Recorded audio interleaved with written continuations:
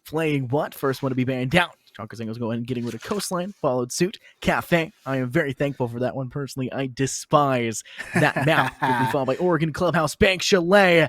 Don't like that choice. But we're going back to Villa, second time of the night. Second time for me, at the very least. And Santos, I am fairly excited. I actually enjoy Villa, despite it being something that's played super often now.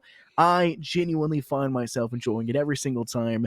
And I'm actually expecting to see real strategies this time, unlike last time, which was a chaotic, to say the least. I think we'll see something pretty try and true here. Are you telling me that chaos from Talentless caused a little bit of chaos in that game? Is that what you're telling me right now? I think there could be an argument. I think there could be an argument for that, Santos.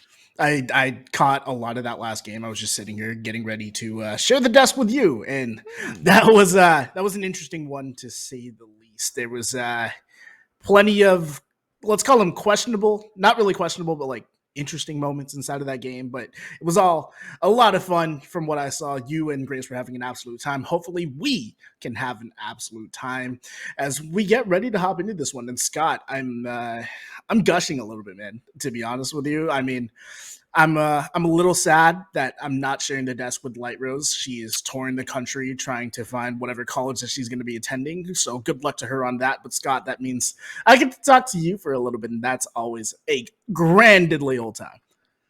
Yeah, except for last night when it was like 2 a.m. my time. And the call, you were like half asleep. And then the fellow left, and then you left as well. And did not talk cried to me yourself at to all. sleep. Yeah, I did. I didn't actually cry. I had a lot of reasons to cry yesterday, unfortunately, but it is what it is. But excited for this game. Yeah, I'm really excited to come back. Unfortunately, I thought Light Rose is going to Boise State. I think that's where she's headed, right? If you haven't seen it on Twitter, I actually got the chance to meet her at an ASU football game. Really cool. Then she went to go tour my alma mater in the University of Arizona the day after. Yes, they are trash at football, so to speak, but it's a great school. And then, Boise State over the course of this week. So hopefully, she's mulling over these options and she's finding the best fit for her as she she does a little bit of growing up, and I was glad I was a little bit of a part of it. I'm not gonna lie. I feel like the mentor, if that makes any sense there. You know what? It doesn't need to make sense. It's all it comes from the heart, Santos. That's what matters. It comes from the heart. Yeah, I mean, I can't complain about colleges. Can't say anything about your college being bad at football. Mine lost to Georgia last week. So I mean, they're ranked first. So I mean, hey, Scott, how does it feel to be a loser? I don't know. We don't usually lose like this. I don't know. It's been pretty bad the last few years. I don't go through like 3 head coaches or something. No, it's just one, but it feels bad. We'll jump right into the game and see what these two teams, not our college teams, but these two teams can necessarily fare out. Super excited to see how Villa is going to pan out. But first and foremost here, Santos, they got to go through a ban phase. Will there be a little bit of trolling like we saw last map, or we see something very indicative of how the game will go? Tachankas Angels will start us off, and it'll be the tried and true Thatcher ban, and I'm probably going to continue to see something fairly standard for it unless Mirage Scouts just want to throw it out and put it down.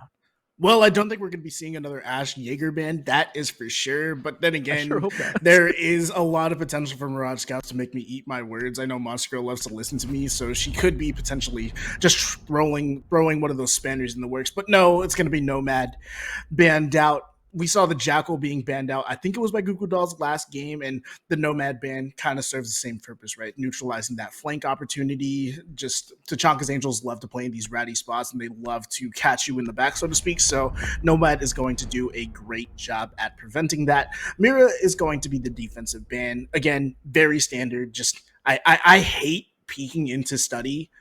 It's study and finding a mirror window on the other side of it. Granted, I am a very bad player, and probably there is a good way to deal with that, Scott, but I just don't have the energy to set up that coordination. I expend my energy casting with you, my friend. Yeah, to be fair, I am very all over the place. I am pretty wild. Some would call me disorderly sometimes. Don't ever listen to a cast with me and fellow aka John. It is just chaos in the booth. I try to epitomize that and be that way with everyone I cast with. I think you know that one for sure. Yeah. I just like having fun in the booth. I think that's the best part about casting in the first place. Having people laugh along with you and smile and crack jokes there. So you'll expect plenty of that, but the bans will go through. The very least standard bans for the lineup. Only one kind of being strange, maybe the Nomad, but I think she was banned a whole ton, like 4 or 5 months ago. That's fairly standard for the time period. I think that's going to be standard here. But the actual pickup here from Mirage Scouts, first and foremost, Monster Girl will be playing Dokkaebi. And before today started, Dokkaebi had yet to be picked up in Project Eris. She was played, however, in round, I believe, 3 is I think what the information that was relayed to me by our phenomenal production team here. Yes, indeed, round 3 by Miss Malicious. So Dokkaebi has officially been used, and that will be every single operator in the game played here in Project Eris. I would love to see a little bit more Dokkaebi played moving forward inside of Project Eris. She can provide a lot of strength to your team. Those phone calls, if not an annoyance, are just a great way to find that free bit of utility. I love seeing Dokkaebi brought on with an IQ, for example. Just bring the many different dimensions to the game, I think, is a step that Mirage Scouts are going to be taking, right? They are pretty securely inside of that third position inside of the table. So whatever they can do to keep shoring things up is going to be a big factor, them and a big boon, especially as we head closer into playoff time. But Scott, we've seen this take time and time again. It is the Mirage master bedroom and work your way over take, and this is a take that frankly has seen a lot of success. Mirage know how to play this take very well, but they have a bunch of operators on the other side to deal with. Yeah, and it looks like from Tachankas' angles, they're going to have a couple problems. One of them is going to be the very swift assault that's coming forward from Mirage Scouts, and they'll find impact very early on as well. One player down. It's a very unfortunate one. It'll be the player of Cavi to find themselves their kill, and Mirage Scouts can continue to cascade towards the site, trying to put some pressure on the opposition, and that's going to be the most important part when it comes to trying to attack this objective and trying to attack this map. It's a matter of fact that you have to keep yourself safe and keep the opposition in a bad position. The best ways to do that, get rid of the utility, work your way fairly slowly, and get the job done. But both sides now taking a little bit of damage. Holiday finds one into Cassie. It's a 4v4, and a minute and 40 seconds still remain. I'm a fan of the positions that Tachankas Angels have put themselves in, right? You have, I think it was Flog playing inside of 90, but she has to forfeit that control because of a well-placed Rotero drone. But again, I'm loving the sort of peel it back like an onion strategy that we're seeing from the Tachankas Angels right now. It's just a matter of whether or not Mirage Scouts can force their way into the site and pick off one of these players and really force Tachankas Angels into an uncomfortable position. And I have a feeling the first person to become a victim of this Mirage Scouts attack could be Jay Holiday, that's sitting in here inside of Aviator, but she has a little bit of support for her.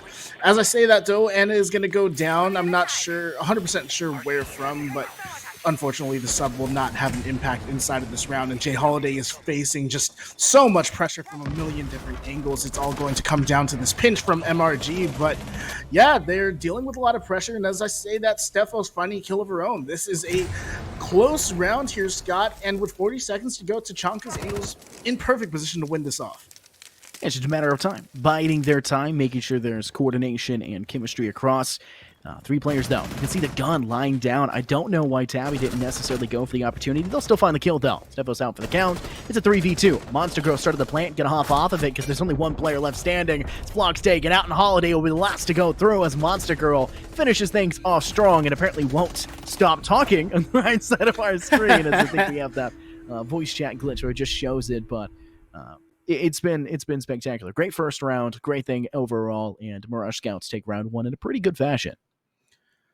I 100% agree, but the fact that Tachankas Angels were able to bring it down to a 3v3 just proves that they had all the base pieces necessary to get that defense done. But again, just a little bit too much map control being taken over by Mirage. They were able to establish that control of 90 and then really box in the rest of the members of Tachankas Angels. I would have maybe liked to see Flog sit inside of 90 a little bit more and play for a pick, because that's one of those positions where you're going to sit there to die, basically.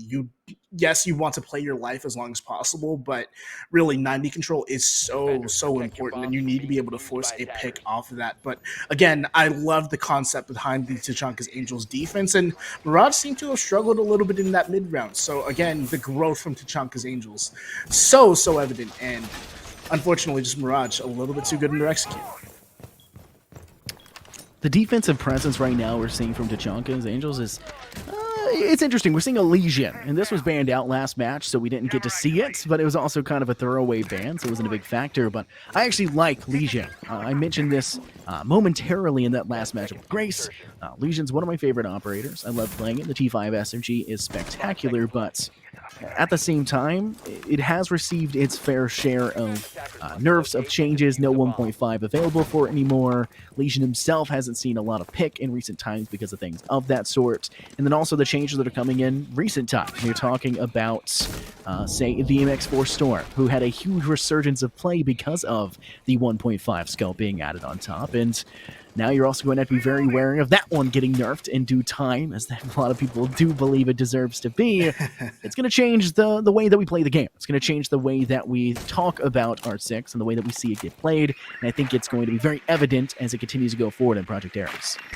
A huge point to stack onto that a little bit as well. You know that the Roni is basically in the same straits as the MX4 because of how prevalent it can be in the hands of some good players. And Peach proving that she is a good player, finding that first kill before eventually getting refragged out there by Cavi. But the emergence of the 1.5 scope on these guns that really don't have any recoil, we're seeing Anna playing it as well.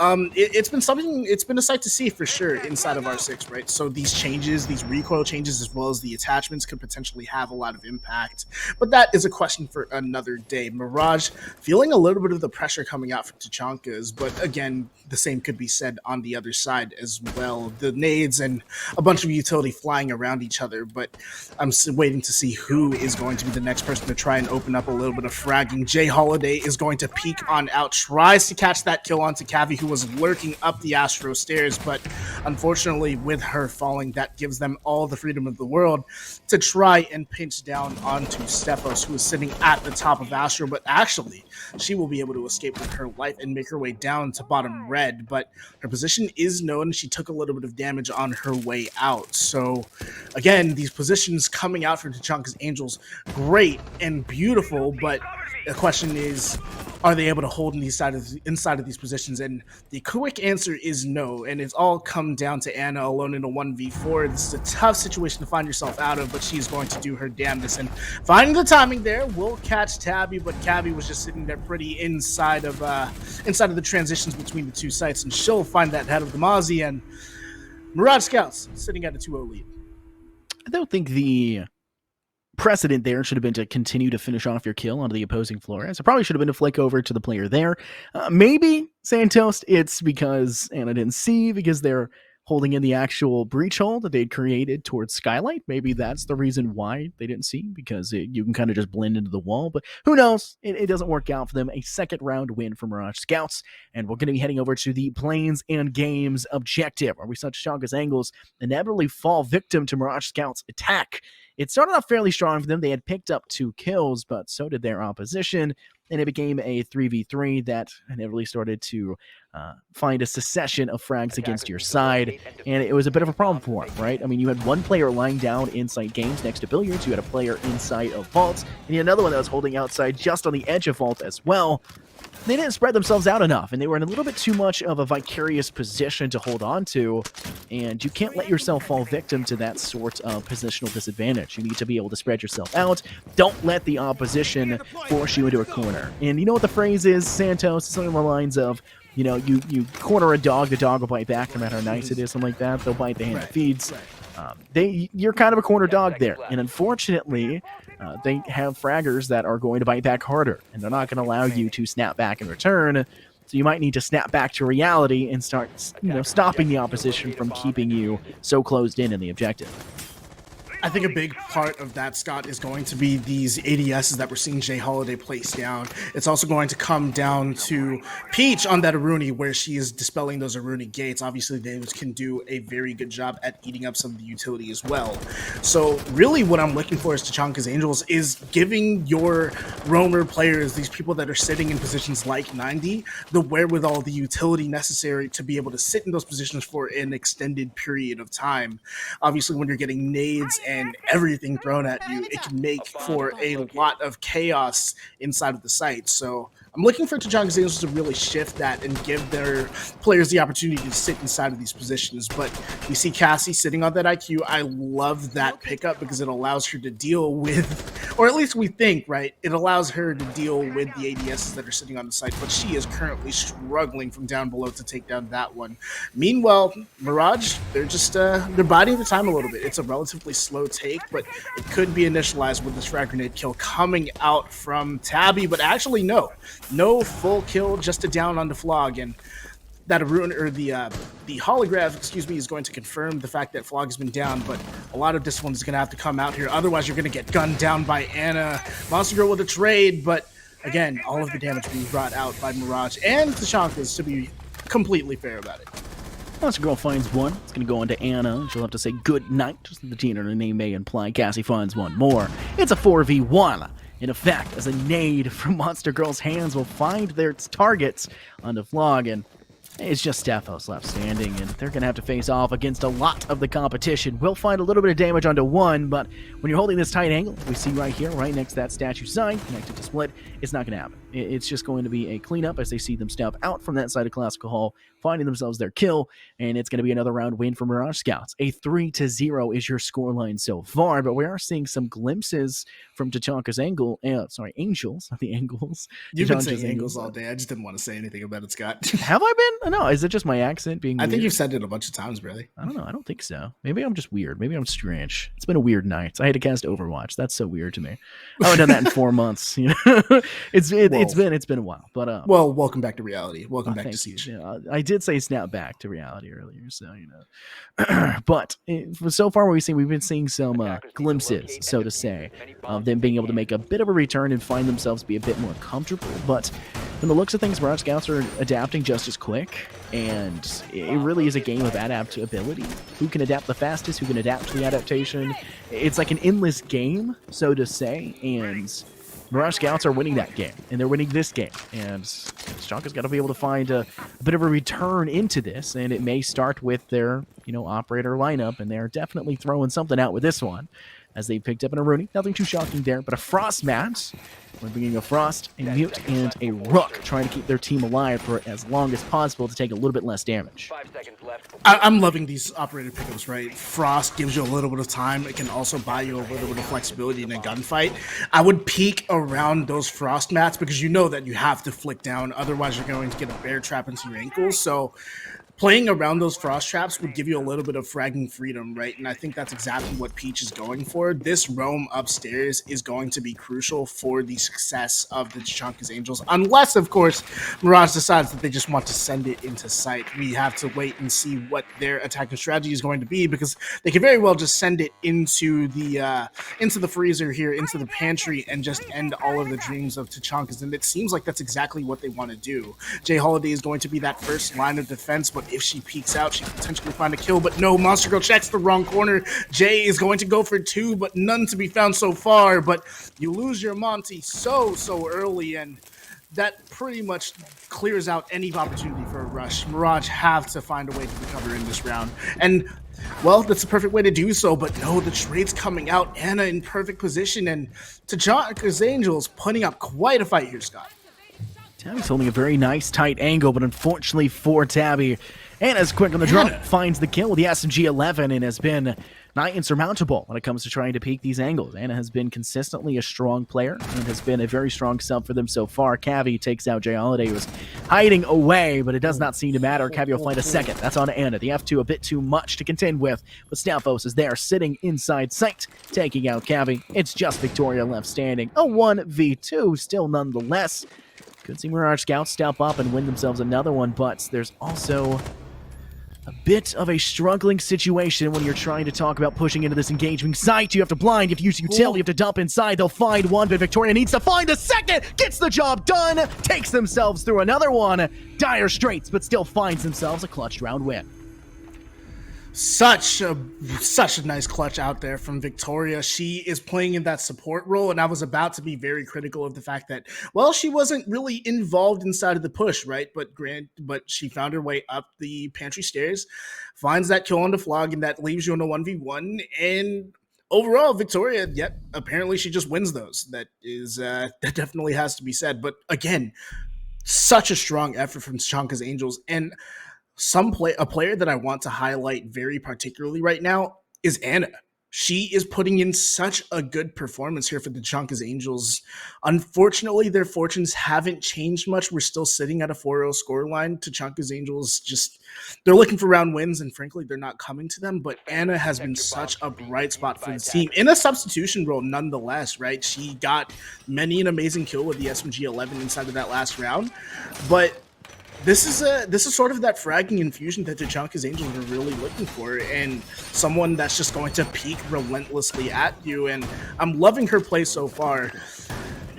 Right now, she's on that smoke, though, so if she's going to be aggressive, it's going to have to be later on in the round unless they want to lose that plant denial. And I'm sure Victoria is going to be trying to get that plant down, but Mirage, again, they're well in the lead right now, Scott, and putting up a great performance in their own right. Our scouts are confident. You can feel their confidence going into this one. Even after last round ended, Santos, right, where it was really close at the end, they feel strong. You can feel the confidence exuding from them, and you've just got to continue that. You just got to continue to play at that level. Even if you're in a bad position where it's a 2v1 or maybe a 1v3, whatever it comes down to, you still got to be able to maintain what you're trying to play and put out there into the world, and that's exactly what they're doing. They're stepping up. They're finding the job. Tachankas Angels, though, they're getting really close. They're finding themselves a position where, hey, we can find ourselves some kills. We're getting closer and closer. That game of adaptability I spoke about last round at the beginning, we're starting to see glimpses of that, and it all started with Anna. Anna has stepped up, done the job spectacularly. She knows what she's capable of, and she is playing to her heart's max ability. This is the sub that they needed to do in this round. I don't know how it would have fared out without the sub, but they are very chemistry-oriented. They're playing very well together. I like to see what's going on, but it's really going to come down to this round because you got to set a pace. You need to win these last 2 rounds to give yourself a strong chance to come back in that second half. And quite frankly, if you don't win these next 2 rounds, then it might just be a little bit too big of a hill to climb, and that could be one of the biggest problems we have. Flock finds another kill, takes out Cavi. They try to push in from that side of, unfortunately, from the side of your... I can't remember the name of that. Why is my brain done out? But that's not the office my door. friend, Study? No, I know it's Study. What is it, Raptor side? No, it's not Raptors. Awning? Veranda? Is that what it is? Something like that. Yeah, I can't remember the specific word for it. They're coming for that doorway. They'll find themselves inevitably in the loving arms of the opposition. And that's an early kill for Tachankas Angels. Man, I really am saying it now. You really caught me off guard with that. You're throwing me out of a loop here, Santos. They'll find themselves an early kill, though, and will give them a bit of an advantage heading into the round. But you really got to be able to keep up the momentum, and everything will be on your side. Flock finding that kill is just a perfect example of like a boxer doing a stick and move, right? Flog finds that kill and immediately just yeets her way back into the site, knowing that they have the strength in numbers. They don't need to peek anything anymore. And Mirage Scouts, well, they're in a position where they have to force the issue. And I have a feeling that's exactly what we're going to see here with Cassie trying to open things up into the statuary side, but no kills to be found just yet. And you actually have the super sub in Anna just sitting on the other side, just peeking around, just trying to be a rat, forcing Mirage into a uncomfortable position. But Anna will actually find the wherewithal to rotate on out, but no, using that sound cue as bait. Meanwhile, Peach has found her way behind the Mirage Scouts defense. She's just setting up this flank, but I'm not sure if Mirage are any the wiser. No, they are not. Peach is going to find that kill. Cassie goes down. Tabby with a refrag, but 30 seconds remaining, and they have to get something going right here. Tachankas Angels are finally in a men advantage.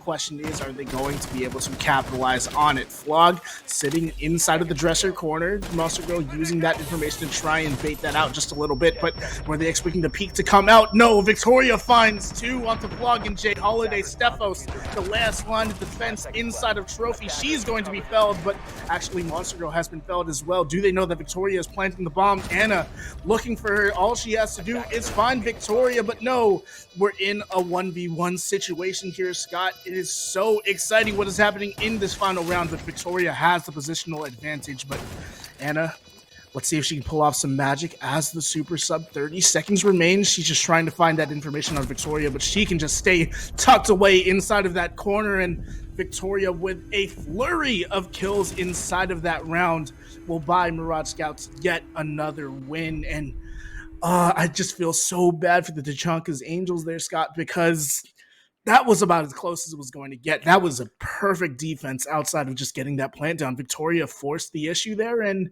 she won that round from Mirage Scouts through and through. What are you supposed to do there, Santos? I mean, what are you supposed to do? I am sitting here. I'm sure production was watching this. My hands are in the air. I'm just shocked at what Victoria managed to piece together. Right, that was a round where you're thinking, oh, this is going to be one of those puzzles that you would probably do as like a 10-year-old, something fairly simplistic for Tachankas Angels. Sorry, I got to slow that down. I don't know why I'm struggling with that so much. They had set themselves up for the success like you spoke about. They pieced together exactly what they needed to do, but then Victoria steps up and shuffles the pieces around, flips them upside down. You don't know what you're doing anymore. It's harder and harder to get the end result that you're wanting, and you inevitably fail to do so because Victoria is there exactly when they're needed. Victoria stepped up huge, did exactly what was necessary to get the job done, and Mirage Scouts will find themselves another round win in a very fabulous fashion as well. When you're hiding behind bookshelf, your heart's pumping. You're racing at that point, Santos. I'm sure you understand as a player who's played the game in quite a large period of time. Moments like that, you're like, oh, I did so well. And then you pick up your drink and your hand is shaking and you're sloshing the water everywhere. Yeah, it's one of those moments. Victoria probably fearing for their life. But at the same time, what else can you say? Tachankas, Angels, when you're the last players left standing, you're probably fearing for your life. I like to akin it to being a raid boss. When you're saying somebody is so strong, you can't face them alone, and that's exactly what Victoria was. And even when Tachankas Angels had more than one person, they still failed to kill Victoria. Victoria had to kill her own teammates to give them a chance to go into that one. Mirage Scouts are extremely dominant. This has been a great game for them. That's taking away nothing from Tachankas Angels, though. They have had so many good setups, and that last round was indicative of the fact that they're doing a lot of growing as a team. Anna, just there's not a lot that can be said about or not enough that can be said about her play so far. Yes, she's only sitting at 5-5, but she has been a big difference maker inside of this match. Meanwhile, I mean, Victoria winning out that clutch, I mean, we kind of have to give her the light of day, right? She talked to us in production a little bit earlier about how she actually wants to start getting called a Rotkiv, and I think after that clutch, I can definitely afford her that opportunity. But that's a question for a later point in time. Tabby took a lot of damage from that P10 Roni, but the P10 Roni does P's worth of damage when you're shooting anything that is not the head, and I think that was the big reason as to why Tabby was not felled there. But the pressure has already been established, and I love that play from Peach to really catch Tabby and keep her guessing. Tachankas Angels are doing a great job at keeping the Mirage Scouts sort of honest in their positions and forcing them into maybe some uncomfortable gunfights here. You know, you see a gunfight starting to ensue as Games Room is going to be very dangerous. Flock's trying to hold strong, but when your team is falling all around you with Anna and Peach going out, you kind of are in a bad spot, and it's going to get even worse. Jay Holiday's taken out by Cassie. Stavros is holding in trophy, sitting behind the shelf with a fox and looking for an opportunity to catch one as they step through the doorway, but has to be wary of the opposing side. Master Bedroom Hardwall will be starting to get busted through. The ex-Kairos pellets of the Ivana does not seem to matter, though. Cassie finds themselves yet another double kill to their name. Flog needs to do everything possible to win this one out. They'll find two. Now in a good position. Still a 3v1. Tachankas Angels looking at a dire position, and Flog's going to have to figure out the rotation necessary to get back through. It's going to step back through Aviation. We'll have to make their way next to that small statue, step through the side of landing. We'll have an opportunity to peek towards that trophy side, but a little bit too much, I guess, fear. It's a bit of a fear factor for her. She's got to figure out which direction will work. Does not have much utility, in fact, none in her pocket. And there's a very unfortunate Twitch drone to catch out the information. Cassie acts off of it, finds the kill, and it'll be a flawless half for that side. Yeah, Mirage with the show of dominance on that half, right? And on the Tachankas Angels defensive side, nonetheless, right? It is no secret that inside of Siege, when you were playing on the defensive side, that tends to buy you a little bit more round wins. Unfortunately, that just wasn't the case there for Tachankas Angels, who find themselves in the direst of straits, currently down 6-0 with their backs against the wall. But I love what you said earlier, Scott. an animal with their back against the wall, a dog, I think was the metaphor that you used, a dog with their backs against the wall are going to bite. And that is exactly what we need to see from Tachankas Angels here. They need to bring something out from deep within the Strat book in order to force a round win and make this match just a little bit closer. Yes, we've been seeing a lot of 7-0s in the other two matches here today. Unfortunately, we are on track to get another 7-0, but if Tachankas Angels have indicated anything to me inside of this game, it's that they are not going to go down lightly, and Mirage Scouts definitely still have a full plate in front of them if they want to take this game in a 7-0 fashion. There's nothing I love more, Santos, than hearing a billion reinforcements get placed everywhere. It's just such a satisfactory audio cue, right? I mean, I've been playing too much New World recently, and I've been hearing logging everywhere. And you too? It fires the neurons in my brain. I hear that, and I go, I must hit tree, right? It's just such well-done audio, and hearing the reinforcements go up is another one. I remember the good old days, or should I say bad old days, Santos, where each player only had 7 years. You only had 2 of took them. 7 years, yeah. It was bad. It was bad, right? It was pretty difficult. But now, I mean, you can set up some people to get some separation on the site, spread yourselves out to get some roam game. We can see that already here from Mirage Scouts. We've got Cavi holding it in piano, looking to step one out. They're going to be a bit of an endangered spot, but with this cardiac sensor, can maybe catch 1 or 2 of the opposition off guard and give their team the information necessary to act and pounce on the opposition. It's Veranda. That is indeed the name of it, Santos. I knew I nailed it eventually. I don't know why. That's one of my favorite words. I know my last. Oh, 2 players spotted. Cavi now has the information. We'll go ahead and pre-toss, and we'll now wait with that toss ready to have them step through that door to maybe catch one off guard, and maybe Anna, could be Peach or Flog. It's going to be Anna stepping up first. They don't get it in time. She sprinted through, almost as if she knew, but she'll still look down. Find it! The hip fire on the first shot finds ahead, and it's a 4v5. Tachankas Angels finding themselves the first pick.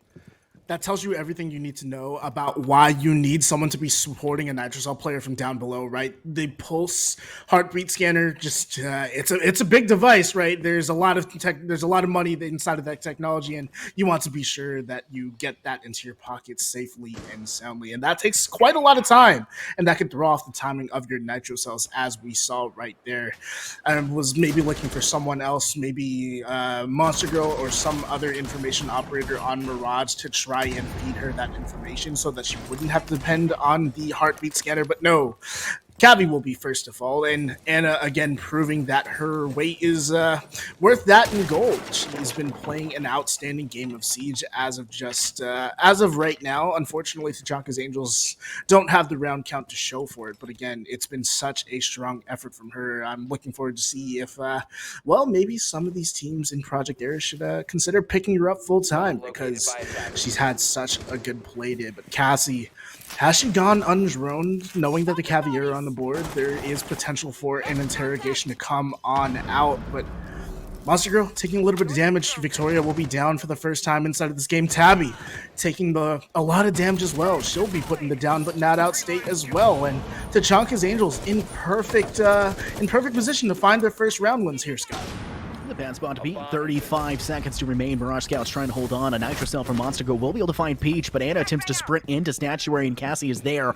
It's just Monster Girl left standing, and if we were talking about some being subbed out, it was her who couldn't win a coin toss, but now it's her chance to win a bit of a toss-up in the air for a 1v4. Basically no chance for Tabby and Arrow to be picked back up. Monster Girl's looking to step up, holding towards landing. Could be an opportunity. It's going to be one holding a little bit close towards Library, now looking for an opportunity towards the side of Statuary. She has to be worried from all angles. The opposition can pounce on her at a moment's notice. She'll find Flog, will reload back the Roni. Now step up towards the side of Classical Hall. Sees the legs of one. Tax but doesn't finish. Whoa! Finds a kill in return. A 3K, but the flank comes through, and Anna saves their team from almost a disastrous state. It will not go through. Finally, a round win now for Tachankas Angels. And oh, what a spectacular way to do it in a most dire straight position.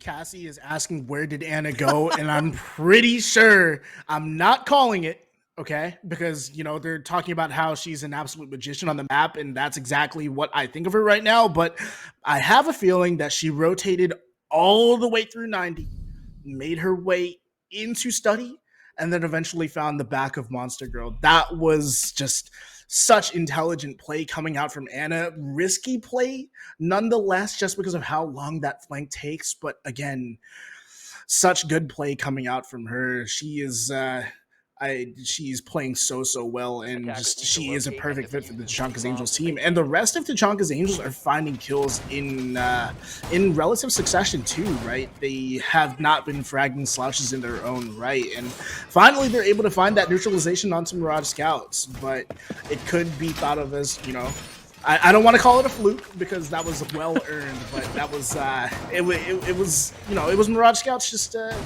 I don't know, maybe not watching their flanks or whatever may have you. They made a couple of mistakes early. I'm thinking about how I can't remember who it was, but just losing your members early, and then I think just a little bit of inaction coming out there from Cassie on the Cav spells a big story about how that round went, right? They needed to have these bigger impact kills, these flurries, a little bit sooner, and that would have forced Tachankas into a place of discomfort. So, Scott, I mean, such good play in that last round, but they still have a big mountain to climb.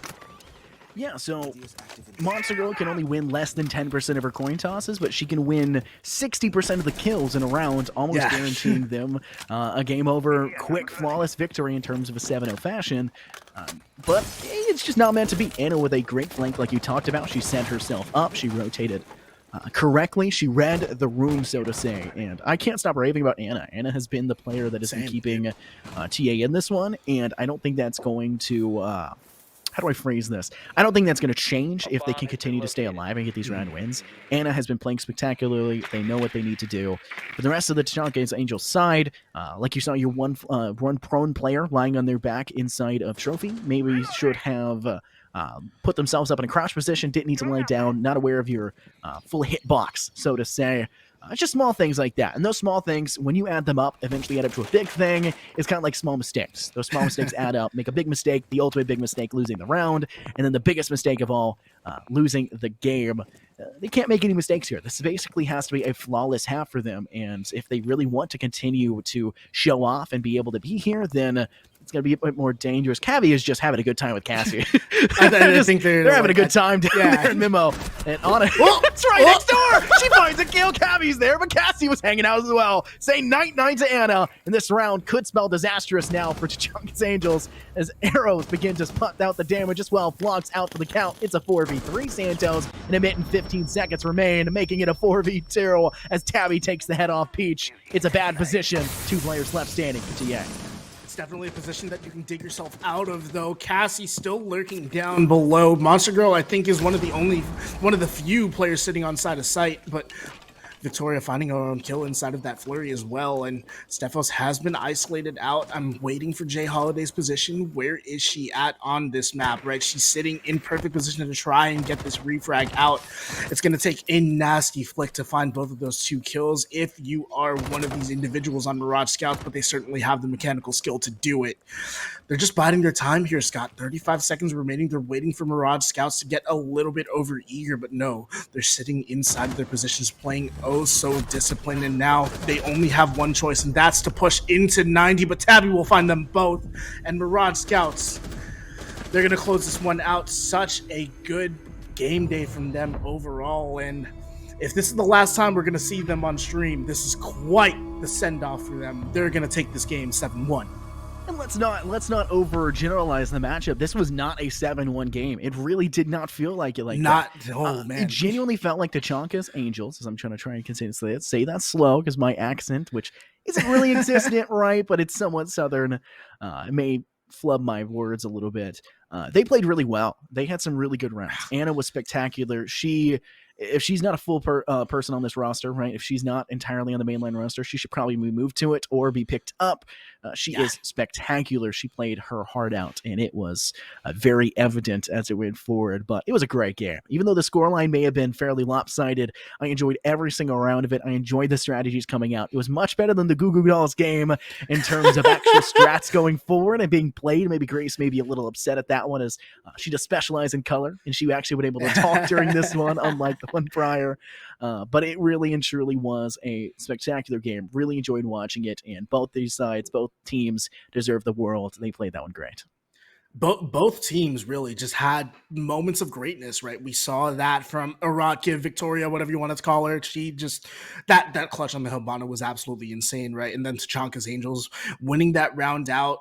Anna, just go get picked up. Go get picked up, or if you want to play full time on this Tachankas Angel squad, I suggest you do so, because that play day from her, like, I want to say that, you know, like Mirage, like one of the Mirage Scouts players deserves the MVP in that game, but really Anna, especially being in a substitute role, holy crap. That was a hell of a play day from her.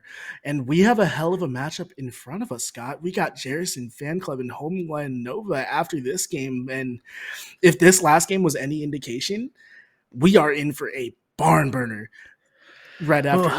Dude, I'm so excited, man. I'm excited too. We really got to do our best though on this cast too, because we've got otherwise we're gonna have a very, very annoyed two set of casters that we know here at Project Eris that'll be a little upset with us as it's their team, right? I mean, we'll have to see how it goes. But yeah, like you said, Anna may have lost the game, but she won our hearts. I'd have to give the MVP to her as well. But we'll take a short little break between Game 3 and Game 4. So make sure to stay tuned for more Project Eris action for two phenomenal teams coming up real short.